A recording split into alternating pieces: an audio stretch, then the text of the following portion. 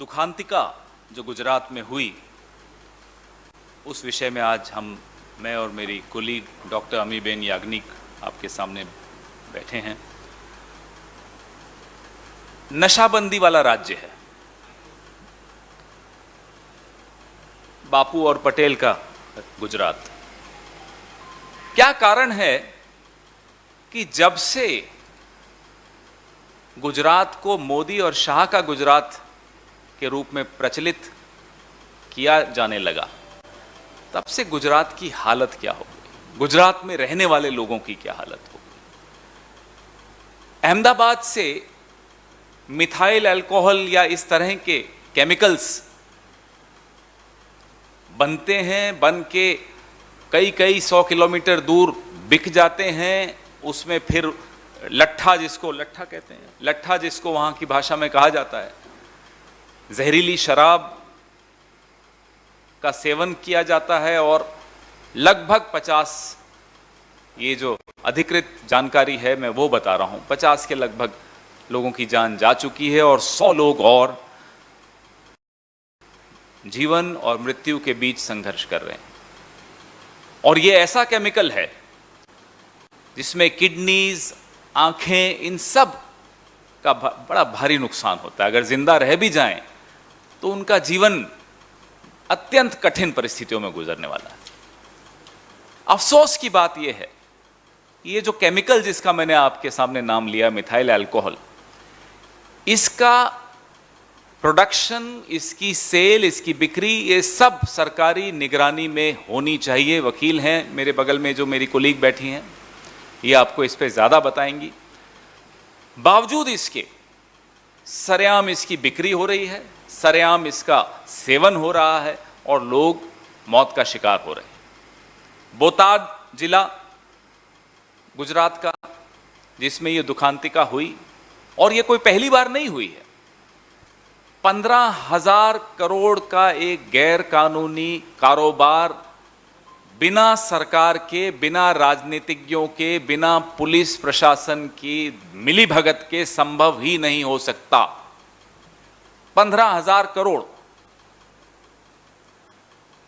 प्रधानमंत्री आज गुजरात में, गृह मंत्री भी आज गुजरात वहीं के हैं, मुख्यमंत्री, तीनों में से कोई अगर बोटाद गए हों, मृतकों के परिवारों से मिले हों, प्रधानमंत्री ने अगर कोई ट्वीट किया हो, कोई स्टेटमेंट दिया हो, तो आप मुझे बताइए। गैर भाजपा राज्यों में अगर यह हुआ होता तो प्रधानमंत्री तुरंत 10 मिनट में ट्वीट करते हैं, मुख्यमंत्री से बात कर रहे हैं, स्टेटमेंट दे रहे हैं। प्रधानमंत्री जी, हम अब आपको कहते हैं, कुछ दिन अब आप भी गुजारो गुजरात में, जरा जाकर देखिए क्या हालत है गुजरात की। आपने मुख्यमंत्री बदला, तमाम मंत्री बदल दिए, जिस ढर्रे पर आप गुजरात को छोड़कर गए थे, उसी ढर्रे पर आज भी गुजरात चल रहा है। लोग मर रहे हैं, नकली और जहरीली शराब का सेवन कर रहे हैं। सरकार आंखें मूंद कर, जानबूझकर आंखें मूंद कर बैठी हुई है। और यह हमारा आरोप है कि सरकार के ऊंचे स्तर पर अगर मिलीभगत नहीं हो तो यह संभव हो ही नहीं सकता। 600 लीटर मिथाइल अल्कोहल निकलकर अहमदाबाद से चला जाए बोटाद और किसी को मालूम नहीं हो। और ये सिर्फ शराब तक सीमित नहीं है। हम कई बार इसी मंच से, अमीबेन भी इस बारे में कई बार आवाज उठाती आई हैं, हम सब आवाज उठाते आए हैं। जो गुजरात के पोर्ट्स पर ड्रग्स जो पकड़े जाते हैं वो पकड़े जाते हैं, जो नहीं पकड़ में आते और निकल जाते हैं पूरे देश में, पूरे प्रदेश में। गुजरात को आपने किस स्तर पर जाकर रोकोगे? इस प्रदेश को, बड़ा ऐतिहासिक प्रदेश है, एक पूरे देश को क्या पूरे विश्व को गुजरात ने एक योगदान दिया है बापू और पटेल के नाम से। उस गुजरात की आपने ये हालत कर दी है। हम मांग करते हैं प्रधानमंत्री से कि जो जहरीली कांड कि हाईकोर्ट के सिटिंग जज से जांच होनी चाहिए। मैं दोहराता हूं, सिटिंग जज, गुजरात हाईकोर्ट के द्वारा इसकी जांच करवाई जानी चाहिए। क्योंकि जिस पुलिस पर आरोप लग रहा है मिलीभगत का, अगर वही जांच करेगी तो वही होगा जो पहले होता आया है। 2009 में भी एक ऐसी ही दुखांतिका हुई थी, 150 जाने गई थी, कुछ लोग सस्पेंड भी हुए, वो फिर से बहाल कर दिए गए। तो हम पुराना उदाहरण आपके सामने रख रहे हैं। इस उदाहरण को देखते हुए हम आपसे यह मांग करते हैं कि सिटिंग जज ऑफ हाई कोर्ट की निगरानी में यह जांच होनी चाहिए। नंबर 2, जहरीली शराब पीने से जिन लोगों की जानें गई हैं वो गरीब लोग थे, अपने घर में कमाने वाले इकलौते सदस्य थे। ऐसे परिवारों को समुचित मुआवजा तुरंत घोषित किया जाए। हमको तो हैरानी है कि अब तक क्यों नहीं घोषित किया गया, क्योंकि आपकी गलती से यह हुआ है। सरकार की गलती, सरकार की मिलीभगत, सरकार की जानकारी, सरकार की निगरानी, सरकार के प्राश्रय से यह हुआ है। इस कांड की वजह से कुछ लोगों की आंखें चली गई, कुछ लोगों की किडनी डैमेज हो गई। उन तमाम लोगों के लिए मुआवजा और मुफ्त और बेहतर इलाज की व्यवस्था, यह 3 मांगे हम प्रधानमंत्री के सामने रख रहे हैं। मैं फिर दोहराता हूं, प्रधानमंत्री और गृह मंत्री दोनों गुजरात के हैं। उनके गृह प्रदेश में यह दुखांतिका हुई और उनकी चुप्पी सबको खल रही है। और सिर्फ गुजरात, पूरे गुजरात की तो बात मैं कर ही रहा हूं। प्रधानमंत्री जहां से आते हैं, वड़नगर से लेकर पूरे गुजरात में रोज इस तरह की शराब का कारोबार होता है, सेवन होता है। मैं मेरी वरिष्ठ कोलीग डॉक्टर अमीबेन याग्निक से आग्रह करूंगा, वो इस पर वकील भी हैं और इस मुद्दे को बहुत अच्छी तरह से समझती हैं, इस पर संघर्ष करती आई हैं। मैं उनसे आग्रह करूंगा इस पर वह भी कुछ बात करें। धन्यवाद। बहुत ही अहम मुद्दा है ये। बार बार जो गुजरात में लट्ठा कांड हो रहा है और बार बार इस पर जवाब देती आई है सरकार, पर जवाब दे ही नहीं समझती। तो आपको मैं ये बताऊंगी कि 2009 में भी ऐसा एक लट्ठा कांड हुआ था और उस time then chief justice Radhakrishnan ji ने सुओ मोटो इसका लिया था संज्ञान।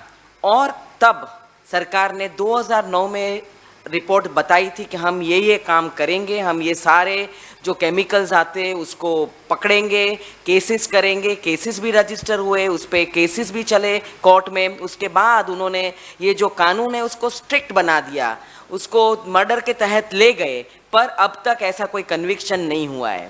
पर उससे ज़्यादा आगे जाके 2013 में एक खंडपीठ ने honourable chief justice Bhaskar Bhattacharya ji और जस्टिस जमशेद पारडीवाला ने इसका संज्ञान लिया और इतने सारे डायरेक्शंस दिए स्टेट गवर्नमेंट को कि चलो आप बनाते हो पॉलिसी, पर पुलिस अथॉरिटीज़ क्या कर रही है, वो इनको इम्प्लीमेंट क्यों नहीं कर रही है।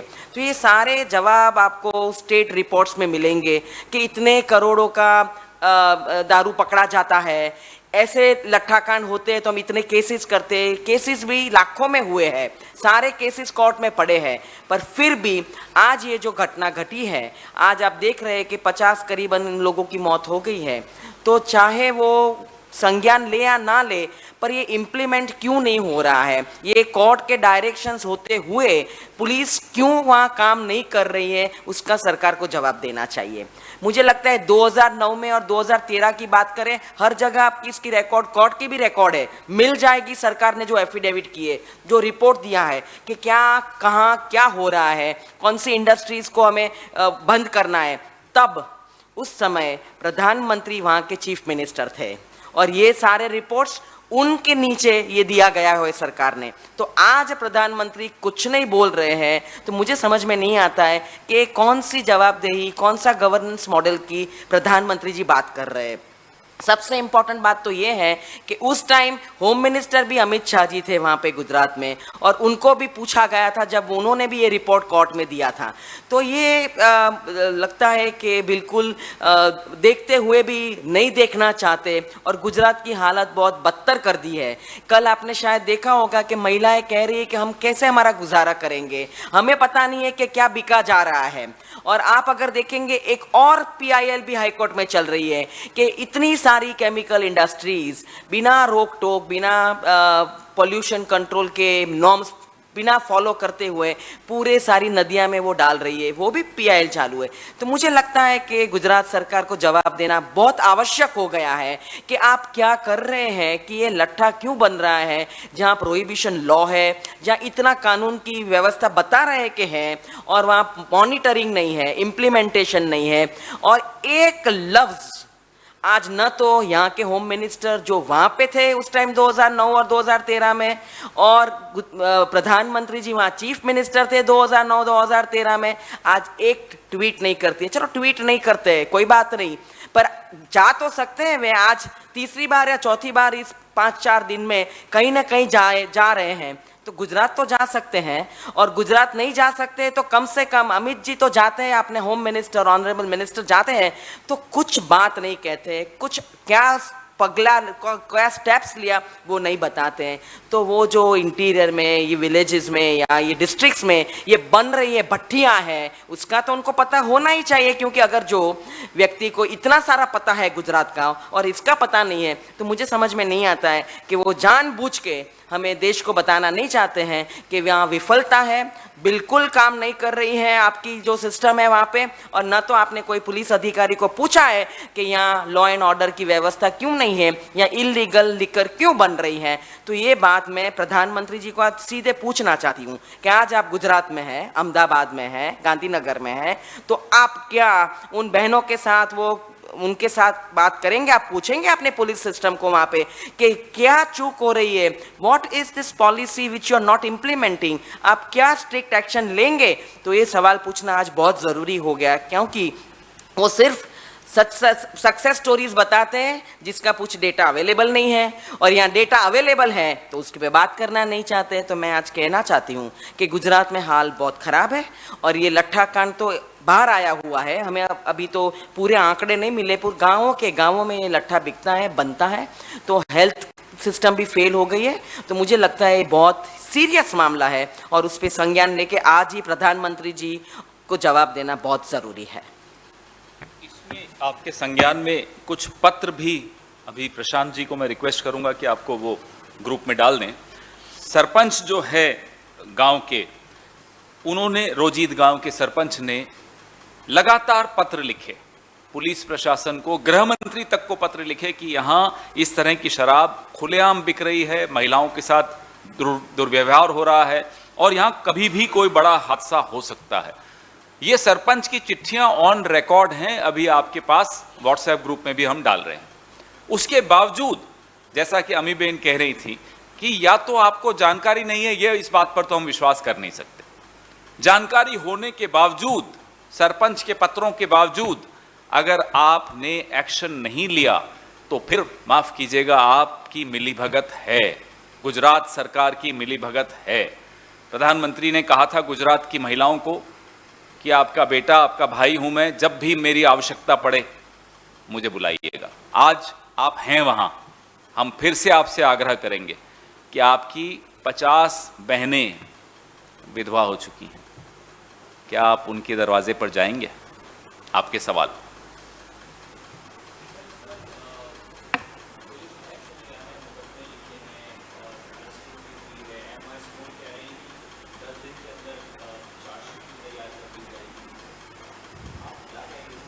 दो चीजें, जैसा कि मैंने आपको बताया, ये कोई ऐसा तो है नहीं कि परसों शराब बननी शुरू हुई और परसों बिक गई और परसों लोगों की मौत हो गई। ये तो जैसा कि अमी बेन बता रही हैं, लट्ठा की भट्टियां चल रही हैं गांवों में, तो क्या इन्हें जानकारी नहीं थी? 2009 के बाद भी यही बात हुई थी जो आप बोल रहे हैं। एक्शन हुआ, लोगों को सस्पेंड किया, फिर से सब बहाल कर दिए गए। तो मजबूरी क्या है? क्यों एक दूसरे को बचाया जा रहा है? कौन है इसके पीछे? इसका सरगना कौन है? ये कोई ऐसा नहीं होता कि कोई घर में दुकान बना ली और बेचनी शुरू कर दी। ये एक नेटवर्क होता है। इस नेटवर्क में मिलीभगत होती है। मिलीभगत में पुलिस, प्रशासन, नेता सब शामिल होते हैं। विशेष तौर पे रूलिंग पार्टी पर इसका बहुत ध्यान हमें देना चाहिए कि ये लोग, क्योंकि सत्ता इन्हीं के हाथ में है और पिछले 27-28 साल से यही सत्ता में है। तो अब ये कह देना कि साहब अब हम सांप तो निकल गया, लाठी पीट रहे हैं, तो उससे कोई अर्थ नहीं निकलता।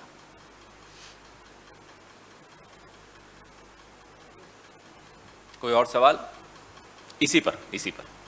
इसी मुद्दे पर रहें तो ज्यादा अच्छा रहेगा। धन्यवाद।